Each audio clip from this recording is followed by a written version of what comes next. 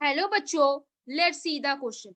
Variation caused by mutation as proposed by Hugo de Vries are option A random and directionless, option B random and directionless, option C small and directional, option D small and directionless. तो चलो बच्चों, की concept के ऊपर बात करेंगे. थोड़े से चीजों को हम अच्छे से जानेंगे तो क्वेश्चन सॉल्व करना हमारे लिए आसान हो जाता है. देखो बच्चों क्या होगा, अच्छे से देखो. अकॉर्डिंग टू दीवरीज, हमारे दीवरीज भैया, म्यूटेशंस आर रैंडम. क्या है? Mutations are random and directionless. Mutations are random and directionless. Mutation क्या होते हैं? रैंडम होते हैं और डायरेक्शनलेस होते हैं. क्या होते हैं? डायरेक्शनलेस होते हैं. डीवरीज बिलीव दैट, डीवरीज क्या करते थे? बिलीव करते थे, बिलीव्ड दैट म्यूटेशन कॉज्ड, ये जो म्यूटेशन है this will be caused speciation, मतलब बिल्कुल ही नया कोई स्पीशीज बना सकता है. Mutation caused speciation.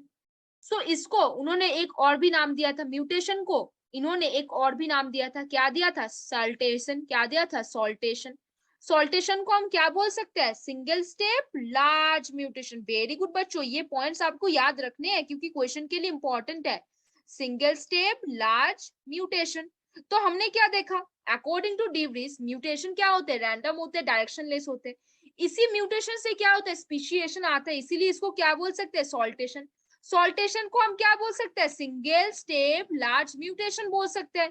तो बच्चों क्वेश्चन वापस आते हैं. Variation caused by mutation as proposed by Hugo de Vries are option A random and directional, no. Option B random and directionless, हाँ हमने अभी पढ़ा ना, यहाँ पे अभी हमने पढ़ा.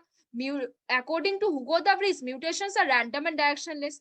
स्मॉल एंड डायरेक्शनल नहीं, स्मॉल एंड डायरेक्शनलेस नहीं. तो कौन सा होगा बच्चों? Option B will be the answer. कौन सा होगा?